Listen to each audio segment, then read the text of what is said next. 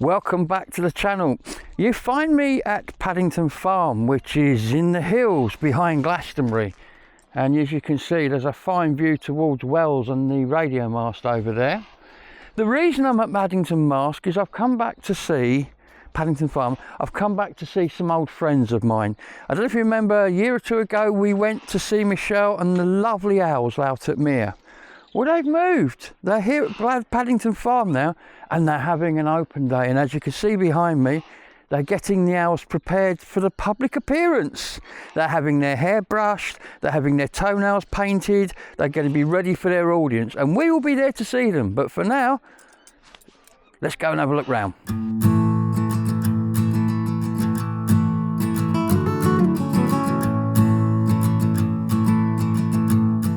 Today's video is sponsored by Heart of the Tribe Gallery, where art meets community.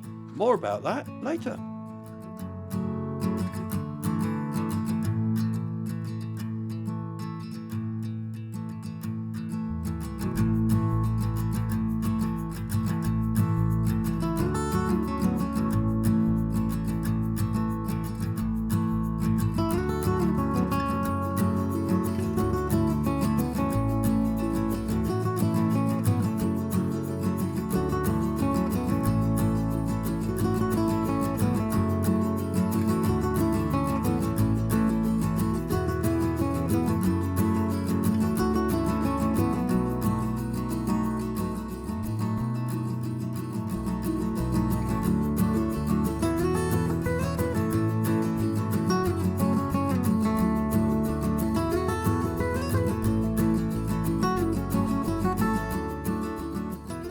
This is Kopi.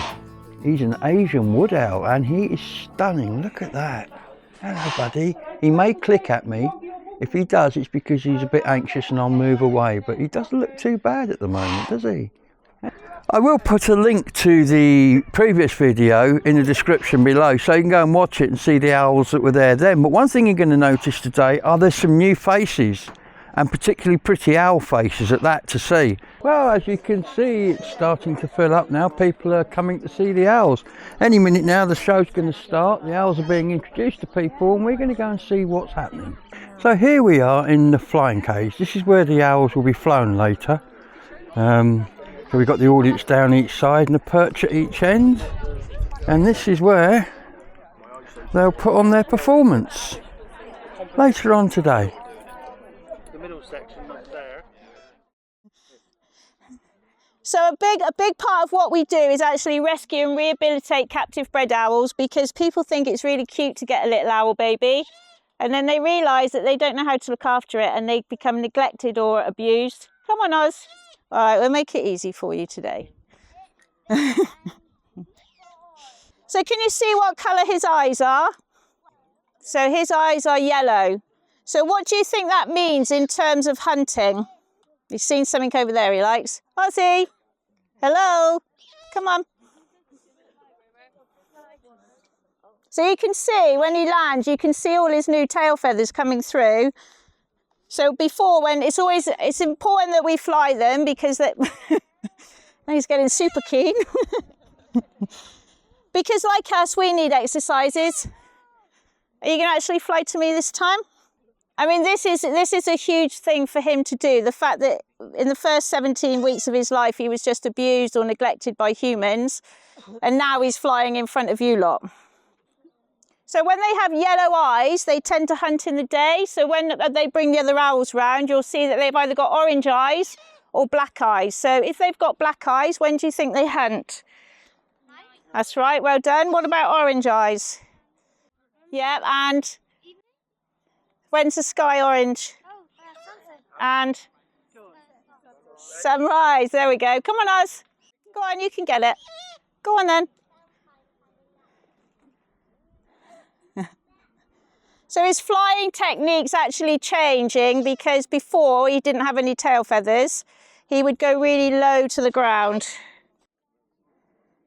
So black eyes hunt at night, orange sunset and sunrise, and yellow eyes in the day. Right, one more maybe, Oz. You got to come to me though, because I got to get you. That's a bit cheaty though, isn't it? Okay. So if you are thinking of ever getting an owl, please make sure that you know what you're doing, because it makes my job a lot easier. So here at the moment is because we are encouraging him to grow new feathers. So he's quite heavy, so he's probably all right. I think this morning he was £2.10, £2.10. So you can see how not having the tail feathers, that's really loud in my ear, will really affect his balance. And you can see he's starting to get quite a tight grip on me, but that's not as bad as it can be. So what do you think these are? Are they ears? So are these his ears? If you think that these are his ears, put your hands up. Okay, does anyone know where owl's ears are? I want you to put your hands on your head where you think owl's ears are.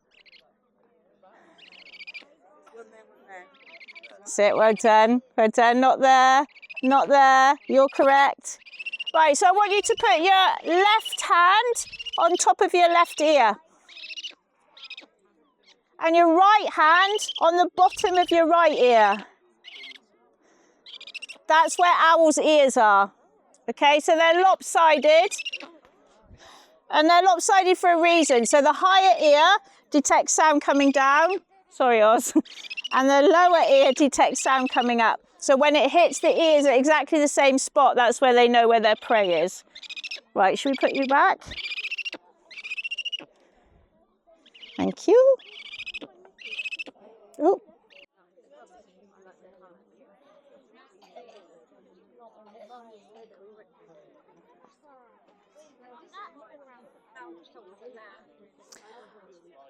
Okay, so does anyone want to tell me what owl this is? Barn owl, well done. And what about that owl there? He is a barn owl, well done. So Weebles is your typical male barn owl. Marmite is a melanistic barn owl, so that's the opposite to albino in the wild. So in the wild, naturally, it would be a 1 in a million chance. He's come from a breeding pair, but just because both parents were black barn owls and they laid 8 eggs, only 2 of those eggs produced a black barn owl. So even though they are bred in captivity, they are still quite hard to get by. Barn owls are not used to this many people, so they might just seem a little bit cautious. They're both males. So the males are generally 25% the males are 25% lighter than the females. And people always say to me, gosh, don't they look small? But normally when you see a barn owl, they will be with their wings out. So they will look a little bit bigger.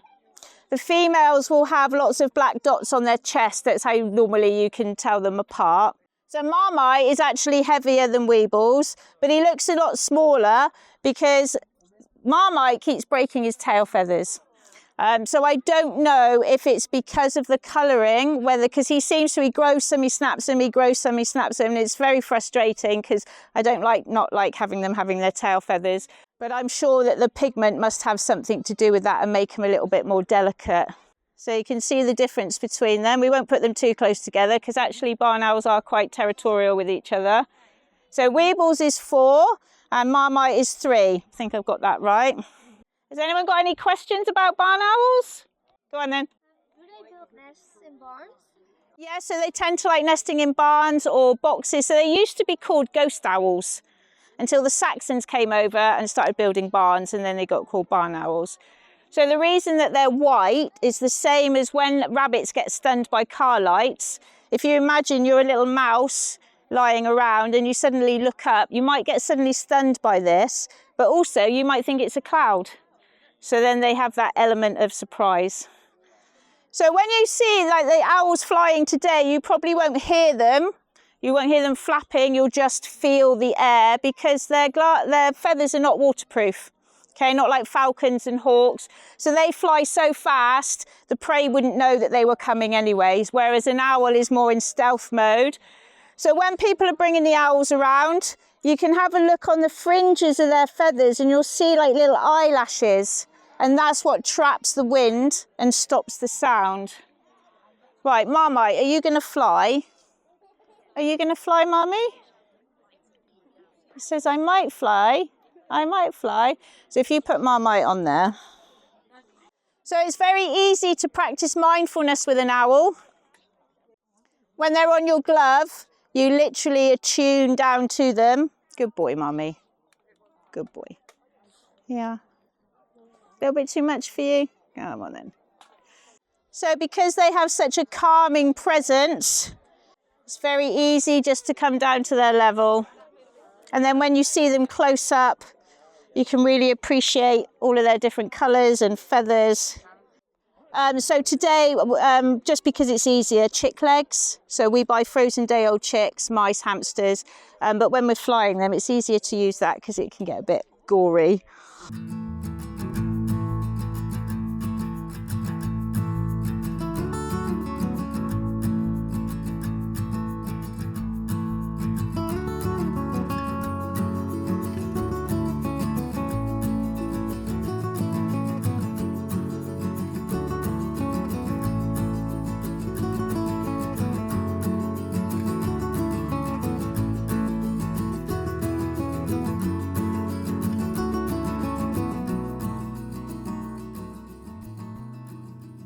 I personally wouldn't want to free fly the little ones. We free fly them in here just because if they did get spooked and they're so small, I would really worry about them. So we give them the environment to free fly, but not just out.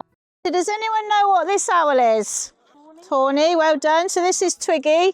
I'm going to say, I'm not going to jinx myself and say she's one of my best flyers. But if she does fly well today, there's a little thing we can do with some children that will be quite cool. Yes, I'm not eating them, no. Twigs. Yay. Right, I need 4 children volunteers, but they need to be the same sort of height. So I need 4. So you. Have we got another one who's your kind of height? Yeah? So if you two come on in for me. Yeah, we're going to try and get Twiggy to fly through you, okay? She's not going to hurt you, but you will need to stand there with your 4 heads together. Right, that looks pretty good. What could possibly go wrong? Oh! Stay there, guys. Come on then. Here she comes. Woo! Right, well done. Twiggy, come on. Come on then. Good girl. Right, everyone, this is Bubble and Squeak. They are southern white-faced owls. They used to be called white-faced scops, but now they're southern white-faced owls. You can get northern white-faced owls. They come from North Africa. These come from South Africa. So can you see they've got rather large white moustaches? So natively, yeah. Bubbles, are you actually going to fly? So these don't like flying very much, but we've been working really hard with them, so I'm hoping that they are going to fly today. Well, one of them will anyway. But the reason they have these moustaches is that they're insect eaters, and their owl's eyesight is really poor close up. So if I touch this, he's going to think that I've got a mouse there. So that's how they find. So if I chucked a mealworm over there, it'd be straight down on it. But then when he got there, he'd be like, where is it? So that's why they have those moustaches. So these are about a year old. And they're nicknamed the Transformer Owls because if a plane suddenly goes over or they see a bird, they will quite literally change shape. Bubs, come on in. Bubbles. Way. So the only way I can tell these two apart is they've got different coloured anklets on. Can you hear that? Did you going to do it again? You sound like a trumpet. Go on then. Can you hear his little noise? Oh, I think Bubbles is going to eat all the food. Are you hungry, Squeak? You're not hungry enough to fly? So these are the owl's mood indicators. They're little tufts at the top. They're called plummy flumes. And they're there for 2 reasons. First one is if they don't see something that they don't like, they tend to go really tall and thin, so that helps them camouflage. But also it tells each other what kind of mood they're in. So when I bring Duffy out in a minute, you'll be able to see how much it changes their facial expression when their fluffy flumes are moving. Are you going to actually fly? So Squeak's a bit naughty. Oh, he nearly done it then. So Squeak tends to nick all the food, so he's always a little bit heavier. So if they have orange eyes, they hunt in the day and sunset and sunrise. And if they have black eyes, they hunt at night. And if they have yellow eyes, they hunt in the day. Come on in. Come on in. Come on in. There we go. He's normally the heavier of the two, because if Bubbles leaves a tiny little bit of food, he's straight on it. So there's normally quite a huge weight difference between them. So this morning Bubbles was 6.9 and he was 7.6. So somewhere along the line he's nicked all the food. Come on, Bubs. Come on in. There we go. So I think the owls in stories always got glasses on, and I think it's because they know that their eyesight close up is poor. Right, this is Loki. Loki's grumpy. So Loki's grumpy because my friend rescued 2 captive bred birds, owls, African spotted eagle owls, and they had babies in captivity, and they ate the first 2, and then they tried to eat her, but they managed to pull her out in time. So I think that's why she's grumpy. She's also molting at the moment, so she's dropping new feathers. So these are the smallest of the eagle owls. What colour eyes has she got? Yellow. So when does she hunt? Well done. So try not to put your fingers through the mesh, please, because she might think it's a chick. So African spotted eagle owls will chase their prey. So if we get her on the floor, I'll show you how she runs, because it is quite comical. So Loki definitely has got a mind of her own. Come on in. Come on, Loki. Good girl. I said, don't put your fingers through the mesh, just because she might think that they're little chicken legs and she might try and bite them. Right, I'm going to get her on the floor and then you can see her running.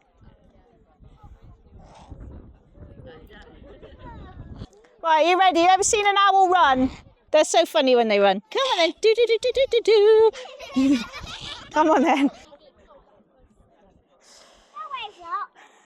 on then. Come on, Loki.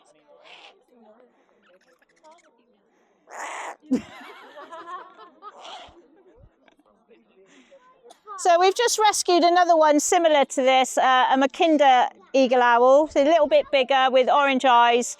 And even though he's been kept for 3 years, they've had him since he was 6 weeks old, but they've never trained him. They've never done anything. So for us to do health checks, to carry them in and out of the aviaries, to check their equipment, anything like that, they need to be really comfortable on the young. It's just very natural for them to step up onto your glove. So when you have an owl that has never been glove trained, so we have a European eagle owl, Cookie. She wasn't glove trained. I got her at 5 months old. I've had her for over 2 years and I've only just started flying her, but she won't step onto my glove. So it's a really long process. So I'll be working with that owl as well. Come on in. Let's grab you before you bugger off.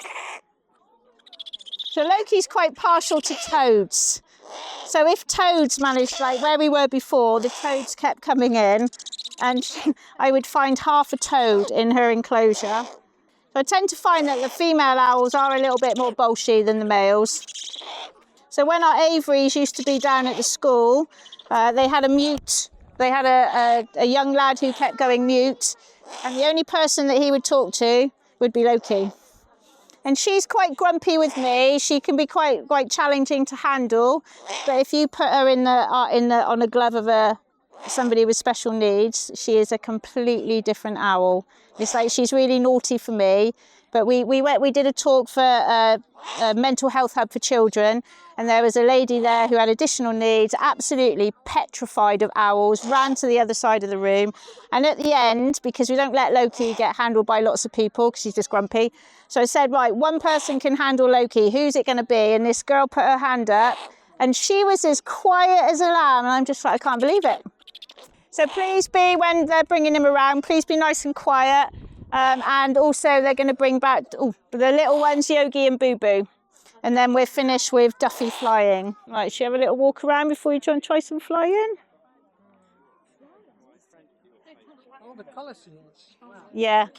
Yeah, and with like little bubble. So for those of you who didn't hear when I was talking about Duffy, so Duffy was actually born and bred in a falconry place, and he was a display bird, and he wasn't a very good display bird, so they sold him to a guy who kept him in a little enclosure for about 7 years till he passed away, and then he was relinquished into my care. So he has been looked after, and he's in really good condition when we got him, but yeah, he just wasn't used a lot, and they do need to fly and exercise as much as we do.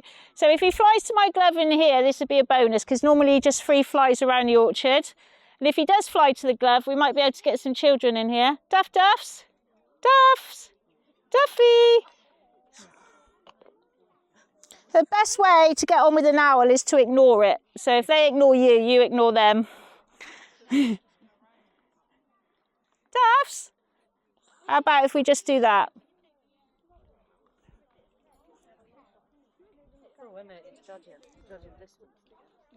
Go on then. Go on then. You can. Go get it. Go, go, go. So did you feel the wind that he generated?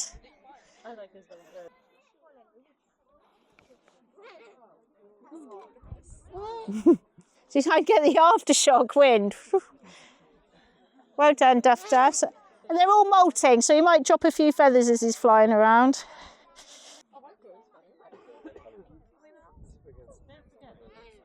Do you see how he's locking his eyes onto it? And then when he goes to grab it, he shuts his eyes. You're a good boy, aren't you, Duffs?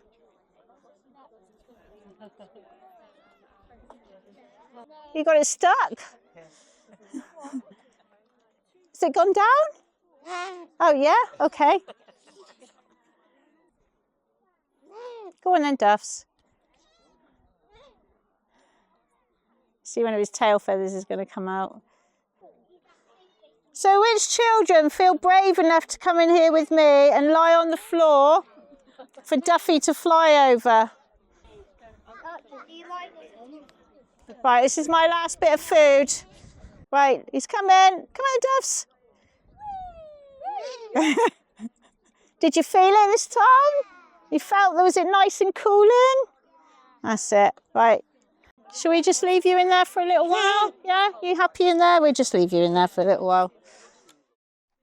Well, here I am with Michelle. Hello. Hello. That went really well. It was really good. What a great day. Yeah, yeah. And that was your first one? First one, yeah. First of many, I hope. Yeah, I hope so. Technically, we're only allowed to do 7 a year. Having 7 a year. Well, that's one every month, no, 2.5 really months. Successful. I'm really pleased. Excellent. Did you get any volunteers turn up today who think, well, I want to have a go at this? Nobody's approached me yet, but I've been quite busy. But obviously, I've had my little band of volunteers here helping anyway. And aren't they great? Yeah. You've got a really good team here, haven't you? Absolutely. And that's come together since we last spoke, really, hasn't it? A lot of that, because with the moving up here and everything. I will link to the original film that we made nearly 2 years ago now in the description, which showed when Michelle and the Owls were down at the school. But up here, this is so amazing. It's amazing. Wow, I mean, so lucky. Aren't you? I'm so grateful for Paddington Farm for allowing us to come up here. I mean, those views, and just I come up here every morning and it's just awesome. Fantastic. So I've got to ask, you've been here a year now? No, we've only been here since March. I've been here since March. Which is not very long. That's not very long. So what are your plans for the next year? What do you see happening? Well, obviously I need to work with Paddington Farm on this, but I do want to expand. I want to think about maybe a facilitated learning centre. And again, my original plan, which is the rehabilitation programmes, are getting in more captive bred rescues and working with people with mental health. So the owls and people with mental health get a good bond and sense of purpose and a sense of worth, and it helps everybody. Because you were talking about how these are very valuable in wellbeing work with people. Yep. And I mean, this surroundings just adds to that, doesn't it? I mean, you can come here and just sitting here without the owls is a good thing. Add the owls and you got the mix. Well, thank you very much for inviting me and for the food. And I really enjoyed seeing the owls and seeing Weebles again. Yeah. My little Weebles. Your It was favourite. lovely, yeah. Awesome. And we will be in touch again. So this lady also has huskies. I think we also mentioned that before.